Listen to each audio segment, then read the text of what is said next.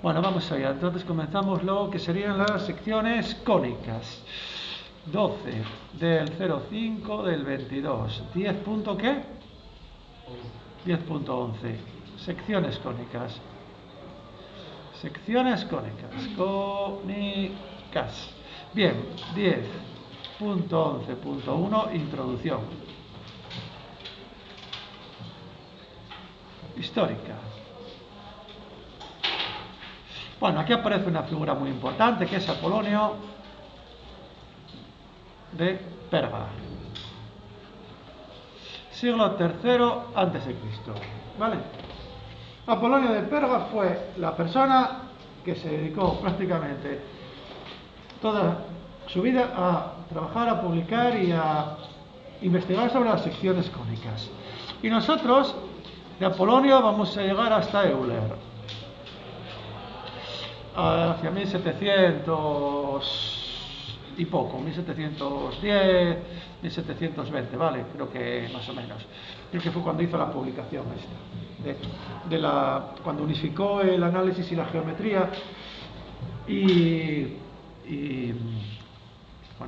pudo tratar desde el punto de vista de la geometría analítica todos los problemas que Apolonio había considerado dentro de la geometría sintética, ¿vale? Bueno, entonces nosotros vamos a seguir a Euler y con la ayuda de las coordenadas y con la ayuda del concepto de distancia vamos a definir lo que serían las secciones cónicas, ¿vale?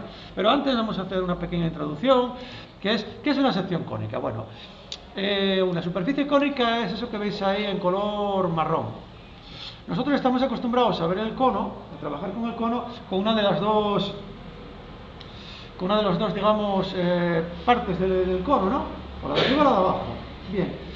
Pero la superficie cónica es realmente eso. Como si fuese un diálogo, ¿vale? Entonces, cuando yo corto a una superficie cónica por un plano, en función de la inclinación que tenga ese plano, me van a aparecer curvas, ¿de acuerdo? Y esas curvas se llaman secciones cónicas, ¿de acuerdo? O sea, las secciones cónicas son la intersección del plano con la superficie cónica, que también es un plano, ¿de acuerdo? Bien, bueno, es desarrollable en el plano, es una superficie y es desarrollable en el plano. El cono es desarrollable en el plano. Bien, entonces dicen ustedes, vale, entonces, si el plano es paralelo a una de las, digamos, bases, por así decir, del cono, tengo una circunferencia. Y ahora voy desplazando. Vaya hombre, coño. A ver, paro ahí. Quiero parar ahí. Joder. A ver, paro aquí. Ahí. Paro. Bien. Cuando el ángulo que forma el plano es mayor que... Perdón, es menor que el ángulo que forma la generatriz con el eje, se saca por perpendicularidad, entonces tengo una elipse. ¿Vale? Justamente cuando es igual... Ahí, más o menos igual, tengo, cuando el plano es paralelo a una de las generatrices, ¿de acuerdo? Ven que la generatriz sería esta recta o esta de aquí. Entonces, este plano es paralelo a esta generatriz. Entonces, lo que tengo es una parábola. Y cuando el plano forma un ángulo menor que la generatriz con el eje, entonces va a aparecerme la hipérbola, ¿vale? Ahí. Bueno, esa es la parábola y ahí tengo una hipérbola, ¿de acuerdo? A partir de ahí tengo las hipérbolas. ¿Eso lo ven todos? ¿Sí o no? Bueno, yo no sé cómo me arreglé el año pasado, que cogí una... Vale, ahí, justamente ahí voy a tener dos rectas. ¿Vale? Justamente ahí voy a tener dos rectas. Esas se llaman las cónicas degeneradas. ¿Vale? Nosotros no las vamos a tratar. ¿Vale? Como también sería cónica degenerada esta situación. Vaya hombre. Esta situación también sería una cónica degenerada. Quieto. Ahí. Quieto. Stop. Ahí. Ahora desplacen el plano. Desplacen el plano. No sé si me dejase hacerlo. ¿Dejarán de desplazar el plano? No, no me deja desplazar el plano. Ah, sí, hombre, claro, cago en 10, vaya torpe, vaya malo que fue, vaya malo que fuiste, chaval, fuiste malísimo. A ver, si desplazo el plano, voy obteniendo circunferencias, ¿vale? Hasta que llega un punto que el plano corta a la superficie cónica en el vértice, ¿vale? Y eso también sería otra cónica degenerada. Nosotros no la vamos a considerar, ¿vale? Esas situaciones no las vamos a considerar. Nosotros vamos a tratar solamente las superficies cónicas que no son degeneradas. Y los casos especiales, ¿vale? Si pongo por aquí ahora,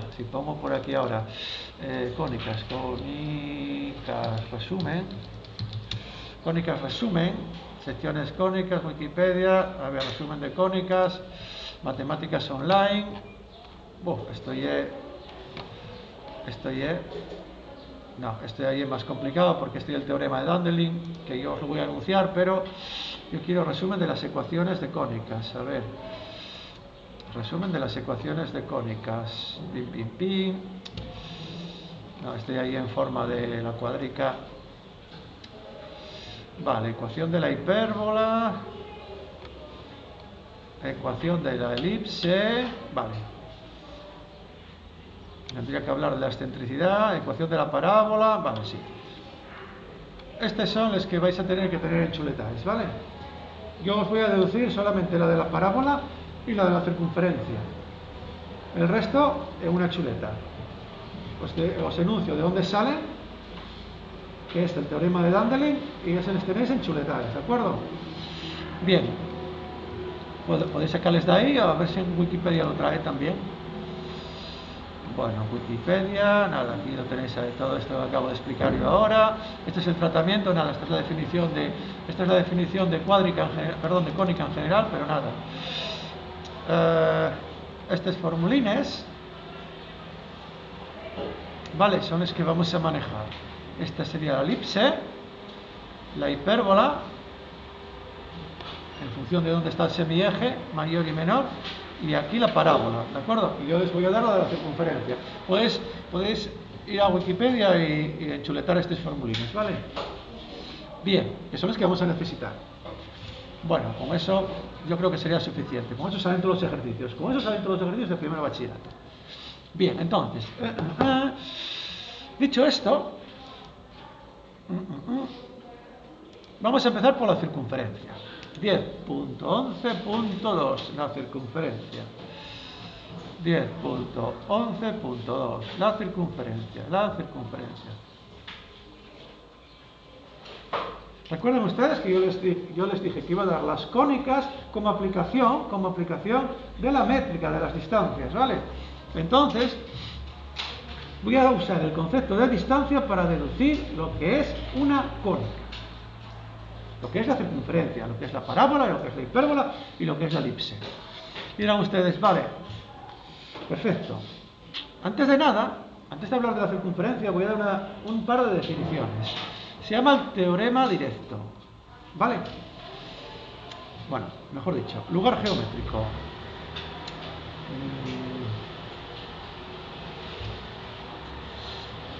Lugares geométricos. Dos puntos. Teorema directo.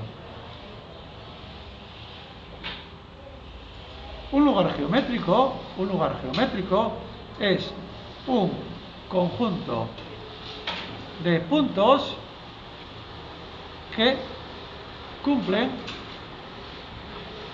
una cierta propiedad P. Eso se llama el teorema directo, ¿de acuerdo? Un lugar geométrico en el plano o en el espacio es un conjunto de puntos que cumplen una propiedad P. Y ahora se llama el teorema indirecto, el teorema inverso también. Si un conjunto de puntos tiene todos la misma, si un conjunto de puntos tienen todos la misma propiedad P, entonces pertenecen al mismo lugar geométrico. Bueno, son dos formas de enunciar un lugar geométrico, ¿de acuerdo? Uno es el teorema directo, otro es el teorema inverso, indirecto. Bueno, vale. ¿De qué me sirve a mí esto? A ver, ¿de qué me sirve a mí esto? Entonces dicen ustedes, a ver, este tío está hablándonos ahora de la circunferencia. La circunferencia, yo sé que cuando hablamos de trigonometría, este tío venía aquí, ponía un sistema de ejes coordenados, hacía un circulín. Bueno, no sé si se va a ver más o menos...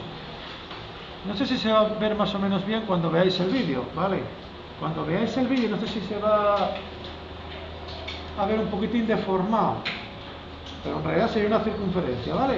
A lo mejor en el vídeo veis que está un poco deformado, un poco de la resolución de la pantalla, ¿de acuerdo? Que estoy trabajando en una resolución que no es la adecuada por el cañón. Entonces, dicen ustedes, claro, es que nosotros, cuando nos explicó lo de trigonometría, decía que esto era el radio, R, decía que esto valía la Y, decía que esto valía la X, y entonces esto valía el radio, esto era R, esto era la Y, esto era la X, y en este teorema en este triángulo rectángulo decía que x al cuadrado más y al cuadrado igual a r cuadrado.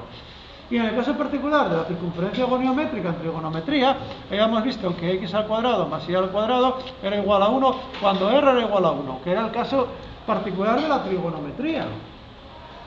Y a partir de ahí deducíamos las relaciones trigonométricas, ¿no? De seno, coseno, de este angulín de aquí. Vale, este punto de aquí tiene coordenadas P que voy a llamar de x, y, porque la x vale x y la y vale y. Este punto de aquí es el origen, que tiene coordenadas 0, 0, ¿no? ¿Vale? Dicen ustedes, joder, ya está deducida la ecuación general de la circunferencia, x al cuadrado más y al cuadrado igual a r al cuadrado. Y no usaste para nada, el concepto de distancia. Claro, no lo usé para nada porque la circunferencia se puede sacar o se puede deducir con la ayuda de la trigonometría. Pero, ¿qué pasa si yo uso el concepto de distancia? Pues tengo que introducir lo que es un lugar geométrico. Y la circunferencia es un lugar geométrico de los puntos que equidistan de uno fijo llamado centro. Repito, la circunferencia es el lugar geométrico de los puntos que equidistan de uno fijo llamado centro.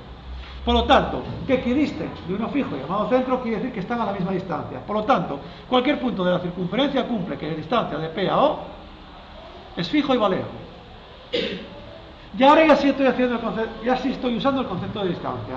Y dicen ustedes, ¿y cómo calculo la distancia de dos puntos en el plano? Con la ayuda de la geometría analítica. Que esto fue lo que hizo Euler. Lo que vimos antes fue lo que hizo Apolonio y más. Apolonio hizo muchas más cosas. Pero Euler lo que hizo fue interpretar desde el punto de vista de la geometría analítica los logros de Apolonio. Ah, vale, muy bien. Pues Euler dijo, distancia de un punto a otro sería aquí la raíz cuadrada de x menos 0, todo esto al cuadrado, más y menos 0, todo esto al cuadrado igual a r, ¿no? Eleváis al cuadrado y os quedaría que x menos 0, todo esto al cuadrado, más y menos 0, todo esto al cuadrado es igual a r cuadrado. O sea, ¿no os queda que x al cuadrado más y al cuadrado igual a r al cuadrado? Esta es la ecuación general de la circunferencia centrada en el origen. Dicen ustedes, ya, pero yo que joder, vale, muy bien, perfecto. Vaya guay, tú coges y haces la circunferencia centrada en el origen. Pero ¿qué pasa que si yo tengo la circunferencia, por ejemplo, centrada ahí? Que la puedo tener centrada ahí. La centro en este punto de coordenadas, no sé por qué a esto se le llama H y a esto se le llama K, no sé por qué. No sé por qué, a eso se le llama H y a esto se le llama K. Bien, dicen ustedes, vale, este punto P, el centro ahora tiene de coordenadas HK. Y ahora, esta distancia de aquí a aquí es el radio y este punto tiene de coordenadas P, X, Y. Entonces, aplican lo mismo. Esto suele llamarse el C, distancia de P a C que es el centro de la circunferencia. En el caso anterior puse el origen porque es el caso particular cuando O es igual a C, cuando C es igual a O, cuando el origen coincide con el centro de la circunferencia. Y ahora lo que hice fue desplazarlo, ¿de acuerdo? Por lo tanto, dicen ustedes, cuando tengo la circunferencia desplazada del origen, pues lo que hago es calcular que la distancia de P a C es R. Todos los puntos que están en la circunferencia cumplen que distan de ese centro R. Por lo tanto, me quedaría que la raíz cuadrada de x menos h, todo esto al cuadrado, más i, que es el módulo de ese vector, y menos k, todo esto al cuadrado, igual a r, y entonces les quedaría que x menos h, todo esto al cuadrado, más i menos k, todo esto al cuadrado, igual a r al cuadrado, ¿vale? Esta es la ecuación general de la circunferencia de centro h, k. Bien. Perfecto. Ya está. Si el k es positivo, resta, si el k es negativo, suma, porque es menos, ¿no? Lo de siempre. Igual que cuando hacíamos lo de los vectores. Calcular el módulo o la distancia entre dos puntos, ¿de acuerdo? ¿Sí o no? Bien. ¿Qué pasa ahora si en vez de tener la circunferencia, tengo esto de aquí? 10.11.3 creo que es. Parábolas. Las parábolas pueden ser de esta forma.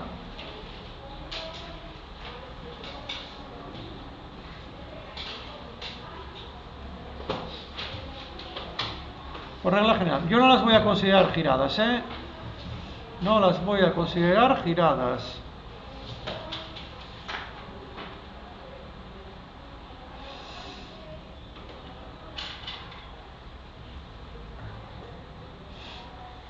Bueno, voy a considerar esta parábola.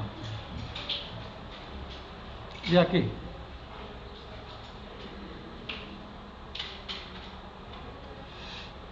Y ahora esta, sí.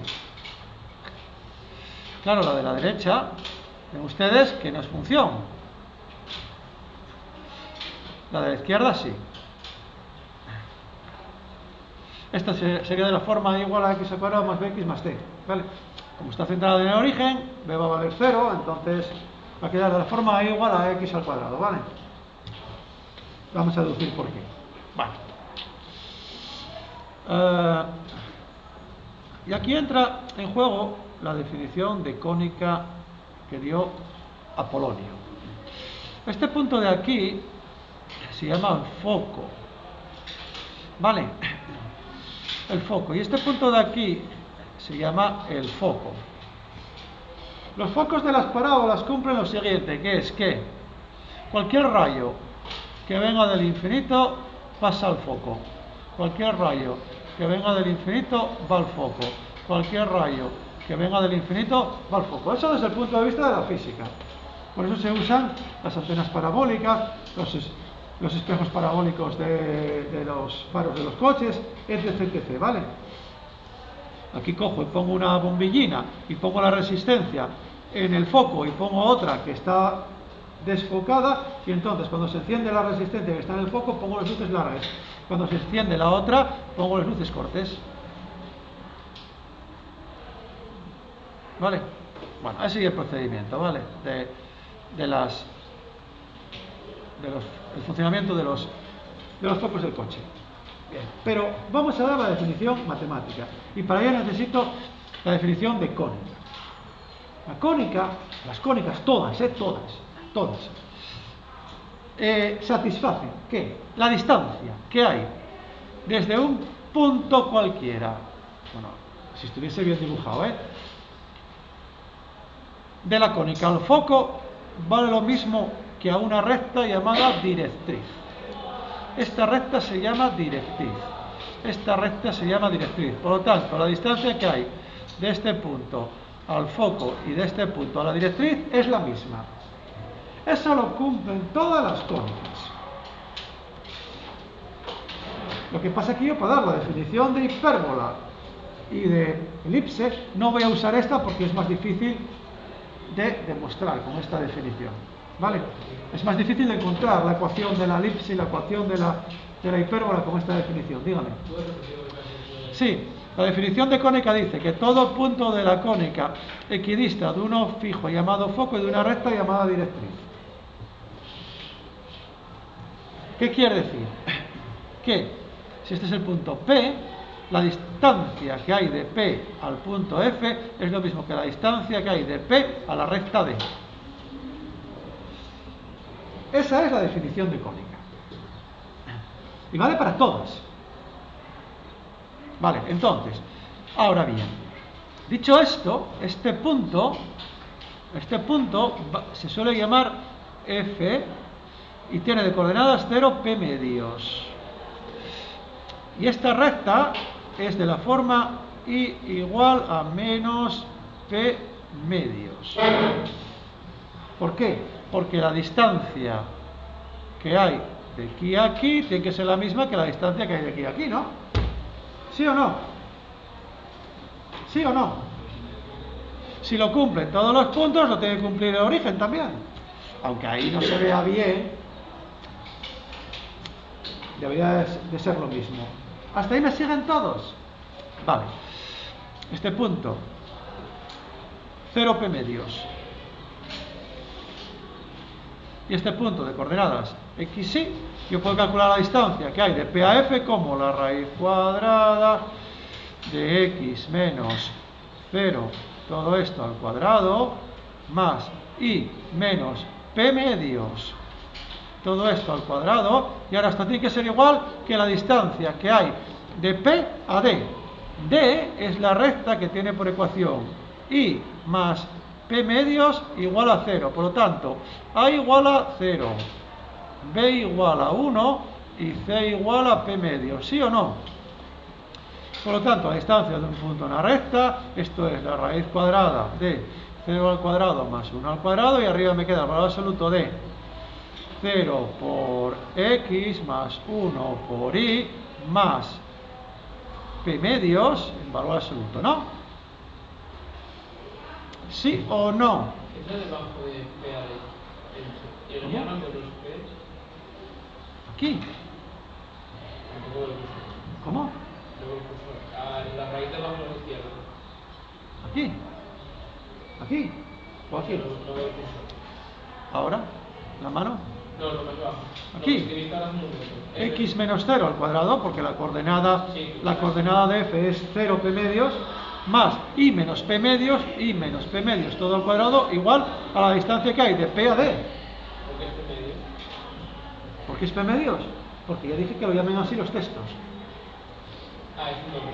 Sí, es un valor que se le da y que lo llamen así los textos, ¿vale? P medios. Y lo traen así casi todos los textos, ¿eh? Si quiero llamarlo J medios, L medios, también lo puedo hacer, ¿vale? Pero no sé por qué se llama P medios, ¿vale? Vale, entonces, nada, aquí, al elevar al cuadrado, automáticamente cojo la parte positiva del valor absoluto, por lo tanto me quedaría que x al cuadrado más y menos P medios, todo esto es al cuadrado es igual que y más P medios, todo esto al cuadrado, partido a la raíz cuadrada de 1, que es 1, ¿no? ¿Sí o no? ¿Sí o no?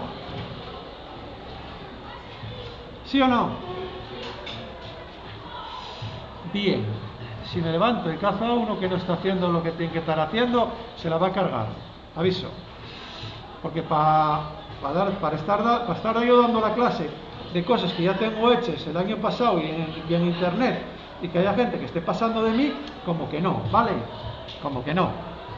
Bien, por lo tanto, diría que x al cuadrado más y al cuadrado menos 2 por P medios y por y más P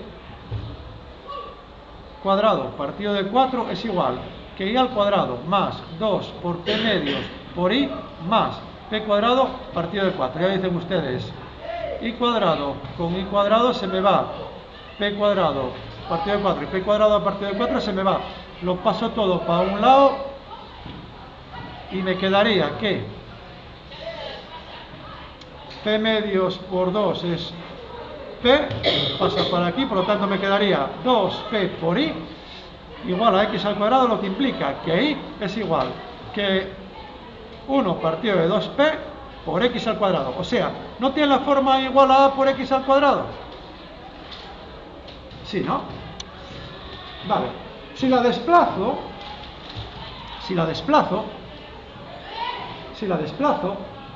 encuentro la forma I igual a 1 partido de 2P por X al cuadrado más el desplazamiento, ¿vale? ¿De acuerdo? Y esto se traduciría en AX al cuadrado más B por X más T, que es la ecuación de las que estuvimos viendo que eran funciones, ¿vale? La otra, esta de aquí va a tener la forma X igual a 1 partido de 2P por I al cuadrado. Y recuerden que esto no es función, esto es una curva, ¿vale? Como la puse con curvatura,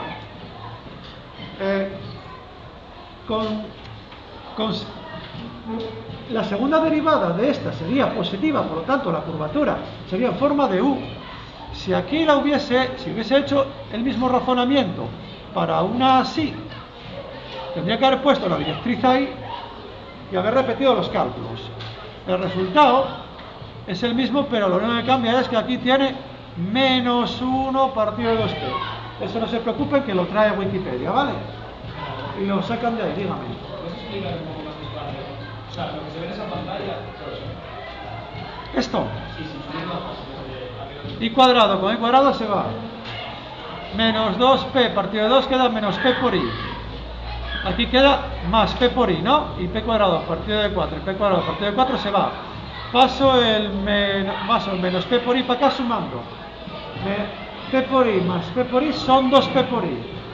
Y X al cuadrado lo cambio todo de sí, lo cambio todo de miembro, el miembro de izquierda a la derecha, y entonces me quedaría que I es 1 partido de 2P por X al cuadrado, o si queréis, X al cuadrado partido de 2P. ¿Vale? Que eso es lo que realmente llamamos A. ¿Vale? 1 partido de 2P es A, cuando estudiamos en las funciones.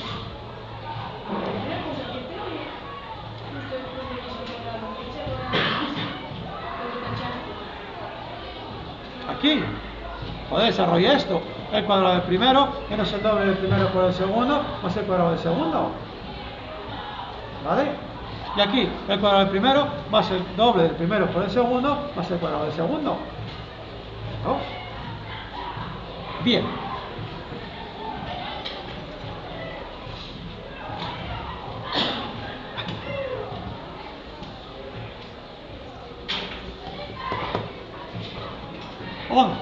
Punto 11.4 creo que es.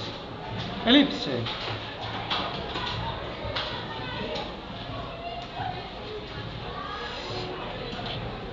Voy a hacerlo a la vez.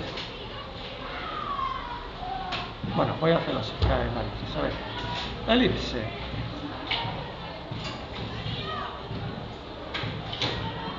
Esta y esta.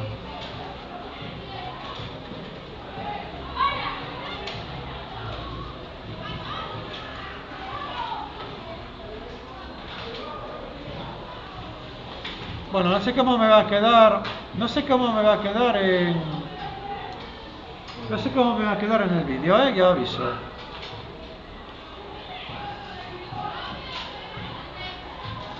Va.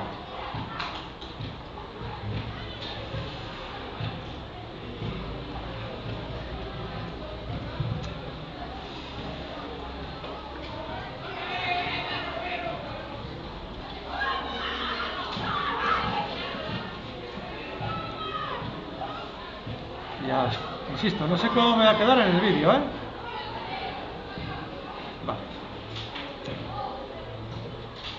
No sé si se va a ver bien la deformación, etcétera, etcétera.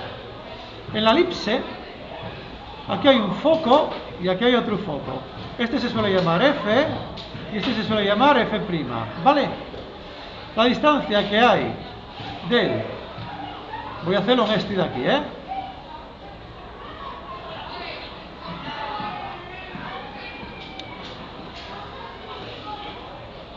Voy a hacerlo en este de aquí.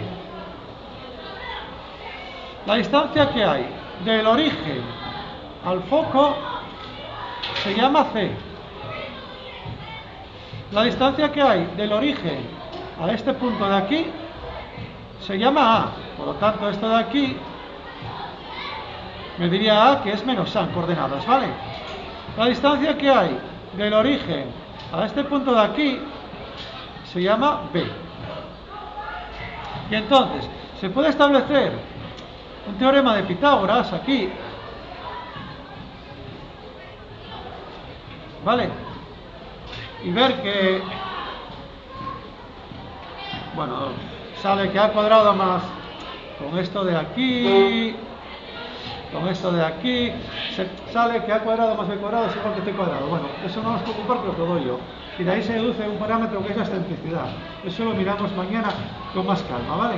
Y ahora quiero que entendáis el teorema de Dandelin. Bueno, el teorema de Dandelin para definir la elipse dice lo siguiente. Un punto cualquiera de la elipse, cumple la siguiente propiedad. Que la suma de distancias a dos fijos llamados focos es una constante y vale 2A. Por lo tanto, si esto es R' y esto es R, dígame, el teorema de Dandelin, en vez de dar la definición del ISE, poner por aquí la recta directriz y decir que la distancia que hay de esto a la directriz es la misma, es mucho más complicado.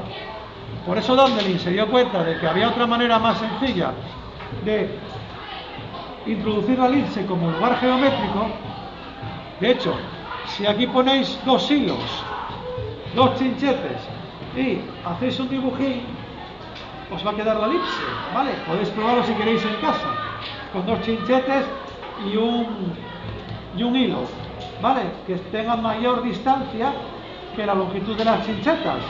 Y entonces, pensáis el hilo, vais haciendo un arco de 180 grados, levantáis y por la otra parte hacéis lo mismo. Y os queda una elipse, ¿vale?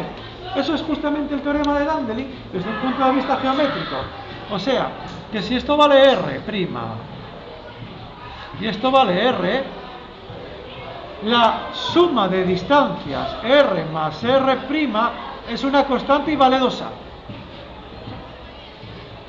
Claro, fíjense, desde aquí hasta aquí y desde aquí hasta aquí, si suman todo eso vale 2A. ¿Por qué? Porque esto de aquí más esto de aquí vale todo 2A, ¿no? ¿Sí o no? Bien. A partir de ahí, esto ya hay un rollo, yo no lo voy a hacer, lo tengo hecho en el vídeo. Este punto tiene de coordenadas P, X, Y, calcula la distancia que hay a este punto tiene de coordenadas menos C, 0, este punto tiene coordenadas C, 0. Escribo una ecuación con 2 raíz cuadrada de A, tal, más raíz cuadrada de tal, igual a 2A. Hay que elevar 2 veces al cuadrado. Es un rollo. Yo lo hice el año pasado, estaban los alumnos que se subían por las paredes, y ya no os digo los que están en casa. Lo tengo hecho, miráis el vídeo. El resultado es que para esa de ahí os queda que x al cuadrado partido de a cuadrado más y al cuadrado partido de b cuadrado, esto es igual a 1. Y si lo hacéis con esto os quedaría que x al cuadrado partido de b cuadrado más y al cuadrado partido de a cuadrado igual a 1. ¿Vale? Si desplazáis la elipse, porque esta es la que está centrada en el origen, si desplazáis la elipse os quedaría que x menos h al cuadrado partido de a cuadrado más y menos k, todo esto al cuadrado partido de b cuadrado, esto vale 1. Y si desplazáis la otra, lo mismo. ¿Vale? Bien. Y por último, la hipérbola.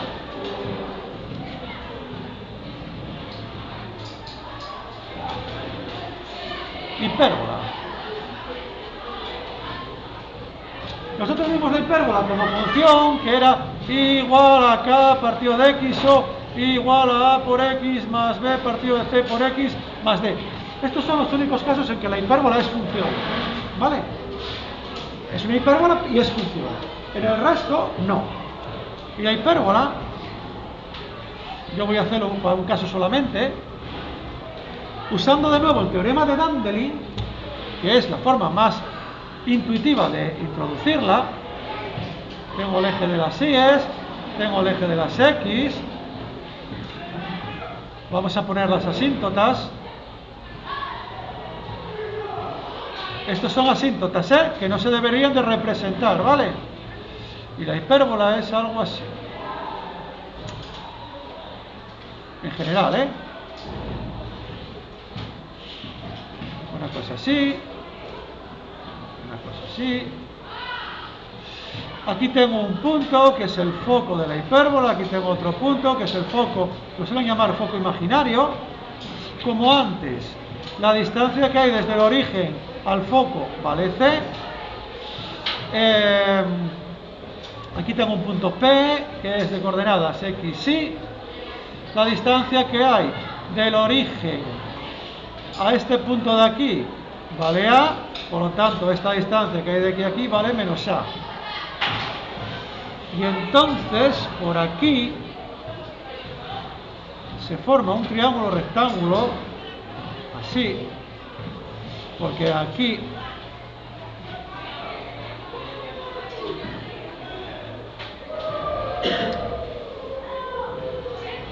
donde hay esa tangente, donde hay esta tangente, no, perdón, el triángulo rectángulo se forma así, perdón, el triángulo rectángulo, perdón,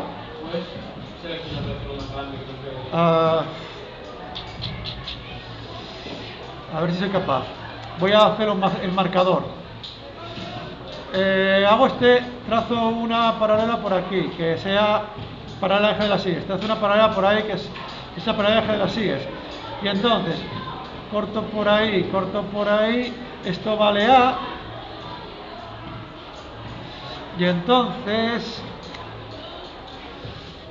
si no me falla la memoria, esta distancia, esto y esto forman un triángulo rectángulo, y esta distancia de aquí, si no me falla la memoria, vale b, si no me falla la memoria, Bien, lo importante, después de aplicar el teorema de Dandelin para la hipérbola, que dice, si esto es R' y esto es R, la hipérbola es el lugar geométrico de los puntos cuyas diferencias a dos fijos es una constante y vale 2a. Por lo tanto, R menos R' es igual a 2a. Y cuando hacéis todo el mismo procedimiento de antes, os queda que para este caso de aquí, donde esto es el eje de las x y esto es el eje de las y, es x al cuadrado partido al cuadrado menos y al cuadrado partido de b cuadrado igual a 1. Ojo, menos. ¿Vale? Ustedes enchuleten estas formulinas porque mañana nosotros vamos a aprender a manejarlas, ¿vale? Siento haber pegado esta chapa, pero lo tenía que hacer, ¿vale? Y con esto ya terminé prácticamente la teoría este curso. Me queda nada más que definir la excentricidad, que lo hacemos mañana con ejercicios, ¿de acuerdo? Dudas, inquietudes, voy a detener la grabación.